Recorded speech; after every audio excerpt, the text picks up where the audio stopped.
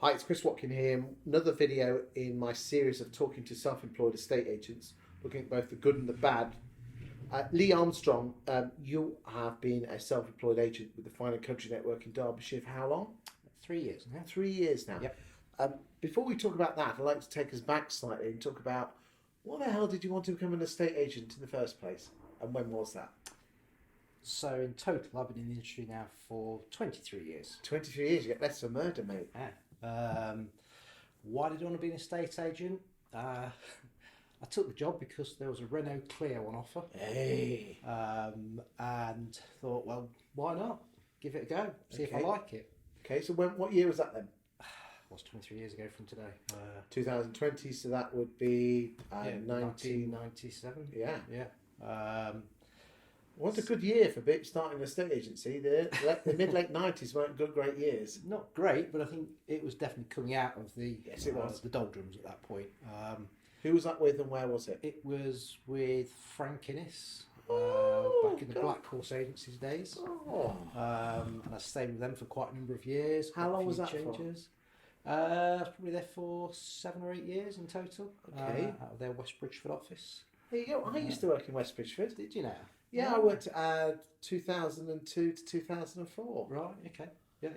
Good year. Good market. Great. Yeah. Yeah, great job, absolutely. wasn't it? Lovely place. Yeah, We really, probably really crossed enjoyed swords it. then, didn't we? Maybe. There you go. Yeah. In a nice way. Yeah, great town. Great town. It was good. Really good team of people. That was sort of my grounding into estate agents, if you like. So came in very much as a sort of trainee and did all the couple of viewings and visited all the repossession properties and all of that sort of thing to start with, and then gradually worked my way up from that to be a negotiator, to be a senior negotiator, to be a valuer, to become a branch manager. So my first branch manager role was across in Bingham. The market square. Yeah. Yeah, I like that. I'm from Grantham, you see, so I know about these things. Yeah. Yeah. So, yeah, had some great times working for them. Good stuff. And, some really good training and background and industry knowledge gained from there. So you left them in what, 07, 08? Yeah. What made you move? At the time, an independent agent came in, offered me a position, and He was waving money in front of your eyes. Yeah, and a nice car and nice money, and it was like, yeah, okay, let's give that one a go. Okay, so who was that then? That was Richard Watkinson and Partners. Oh yes. Yeah. Good firm. Yeah, worked for them for a few years. Okay. This must have been during the credit crunch. Or Just before. That was just before. Okay. Yeah. And yeah, I had some good times with them. Then decided to work for Savills. Very nice. Yeah, on the auction side of the business though, not. So I say, I don't think your voice is posh enough for. No. So I did a. You haven't got a double barrel name, have you? No, I haven't. No. There you go. That completes it. So I did a year or so with Savills on the auction side of the business, and then left there, then found a job with Your Move. Okay. What year was that then, roughly? That was 2008. Okay. So we're just about to go pop. Yeah. I think we're just about popped. Okay. But there was a job that came up with Your Move as a branch manager at the Loughborough office, and stayed there for the whole 10 years. So I went from the Loughborough office across to the Leicester City Centre office. Some great times there as well, building the team, building some good results out of that. So you worked for most of the corporates, because Frank Innes is part of Countrywide now. Indeed, yeah. And Your Move is part of LSL. Indeed. What did you enjoy about working for a corporate? There was a good team ethic, I think, within those companies. Okay, what about the structure and the training? Very good, yeah. Continual sort of training courses that they were always putting you up for. So there was good support there. There was good sort of, if you needed help, you always had a network of people that you could go to for assistance. Did you have any frustrations, especially towards the end? Yes. What were they? A multitude. I think working for a corporate agent, you're not just responsible for selling a house. You're responsible for a financial services income. And making sure you penetrate enough of your sales with a mortgage. You're responsible for conveyancing, you're responsible for lettings, you're responsible for pretty much, well, there's 5 or 6 different income streams Yes. that they make you sort of look after really at the end of the day. And if you're underperforming in any one of those income streams, then you're made to go on a conference call and all sorts of. How did that make you feel when you were, flying at estate agents? Because I mean, I know that, the brands you're talking about, big, especially in Loughborough. I used to work in Loughborough. Yeah. Very powerful brands, Yeah. big players. Yeah, yeah. How did it make you feel that you were selling lots of houses, doing mortgages, but you were beating up because probably you hadn't sold enough conveyancings? It was. I felt quite ridiculous at times because I could see the profit I was bringing into their organisation. I could see that It wasn't the right profit though, was it? Well, no, because it had to be from all 5 different income streams. You could have the best business in the world, selling the most houses and doing a reasonable result with your mortgage and bringing loads of profit. But if you didn't hit this target or that target, you were hauled over the coals. How did that make you feel? I was frustrated, totally frustrated. And the other thing which was more frustrating was every single year you were given an income target and you'd bonus on the back of it and you'd hit that income target. And then the year after it, that would almost double in terms of your income target. And then the year after that, it would almost double again. And they just made it almost impossible to hit your bonus structure that they were putting in place. And at the same time, they were taking away more resource from you. So there were just so many frustrations, really, I think, within the way that it was structured. And there always seemed to be quite a lot of change at the top as well. So as much as you had somebody at the top of the organisation with a focus on one thing, a few months later it would almost change and then, you've got to focus on this bit now, and then this bit. So it was really fluctuating in terms of what they wanted you to do and what you wanted to hit. So really. What year did you decide that there had to be a different way? Just before I joined Fine & Country, in reality. What year was that? So 2017. Okay. Yeah. Just had my best ever year in agency with an office. We bought in, I think it was £160,000 profit, something like that, which for a pretty decent result.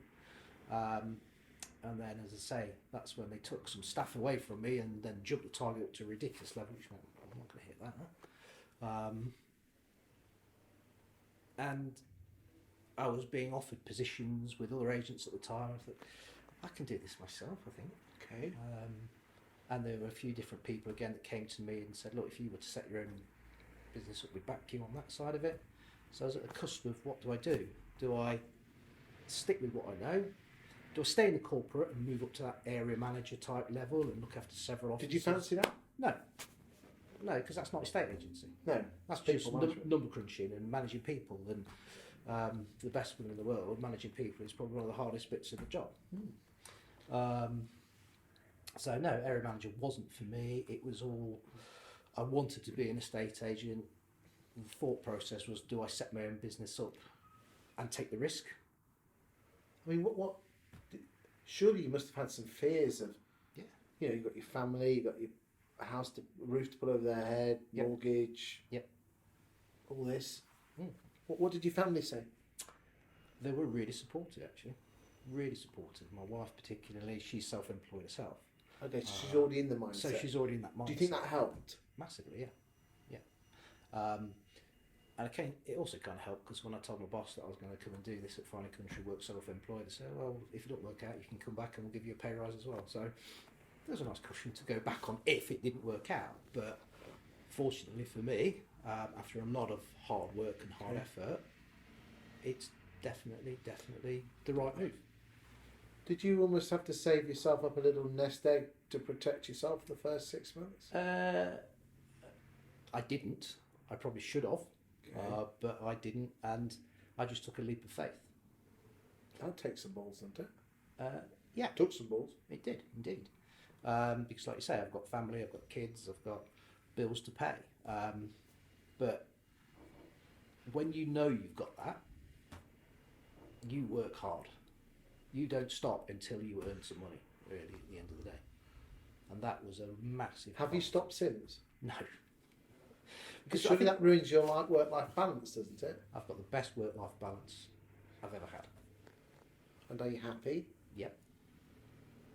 So, how have you changed from being an employed agent to a self-employed agent? self-employed, you are accountable to yourself. That's big stuff, mate. Yeah, I know. Because That is why I think Thrive. Because I've seen plenty like you, Yep. corporate boys, thinks they're the bee's knees, branch manager, great at listing, never generated their own business in their life, walk through a self-employed agency door and 6 months later they're back. Yeah, absolutely. Because they still want to be spoon-fed.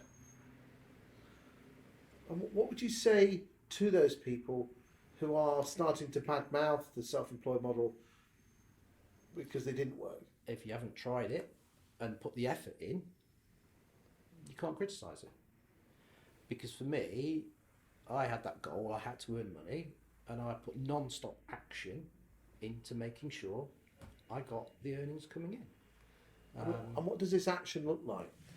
Well, you can't just sit in the office and wait for the phones to ring. That doesn't work. Doesn't it? Particularly where I started, because where I started in Derbyshire, it was a cold start office. There was no fine and country previous clients or anything along those lines. So I had to go out there and I had to network incredibly hard. I had to go visit clients that were on the market and talk to them about what they were looking to move to. And I really pounded the streets for the first year. I was pounding the streets, talking to as many possible people as I could. Well, that doesn't sound like rocket science to me, mate. It shouldn't do, no. But every Why agent, aren't people doing that? because a lot of agents rely on teams of people behind them that can feed stuff through to them to start with. I don't do that. I do it myself.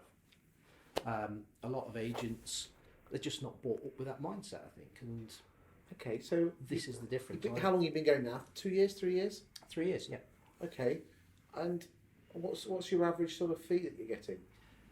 So in 2019, the average fee was £16,100. Are you sure you haven't moved the decimal place the wrong? £16,100. And you're doing all right? 2019, we did £500,000, just over. This year, the office has got a goal, and I believe we'll hit it because I've now got people working with me on the same self-employed model to do £1 million. Pretty big numbers, mate. Yeah. But between the 5 of us, Okay. you break that down individually, it's achievable. And And the market's a decent market in Derbyshire.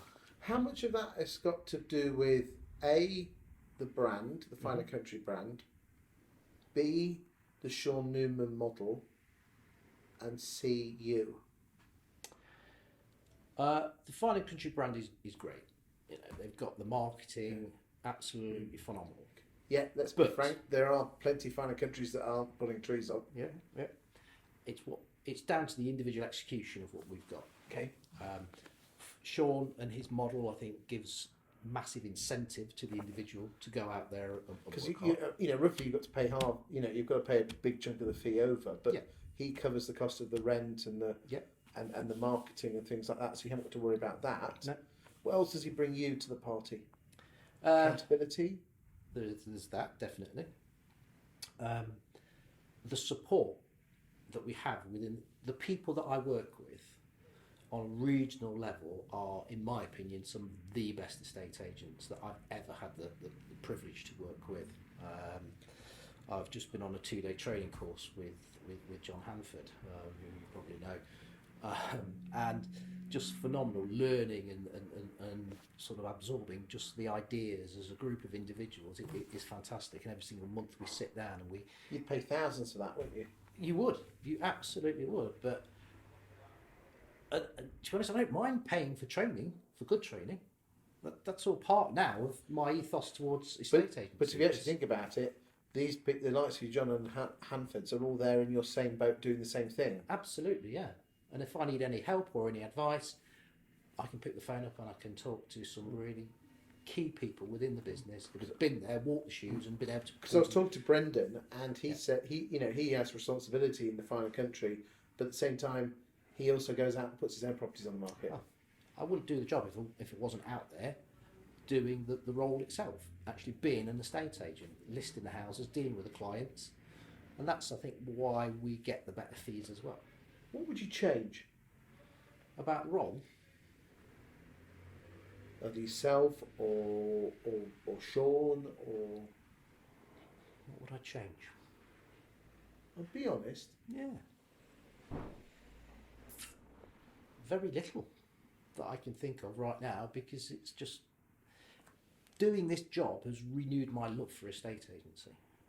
Because I knew when I first did it, I really enjoyed it. That's right, I drive around with a nice Clio and all that. But I really, the longer you're in it, the more people you're reporting to, the more pressure that's put on you.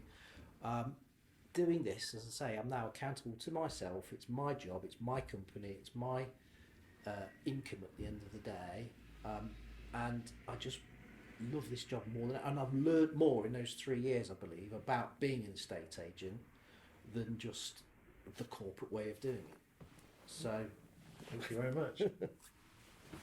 but yeah, I do. I absolutely love the job completely. It's just the best part of being an estate agent, and you're doing it for yourself.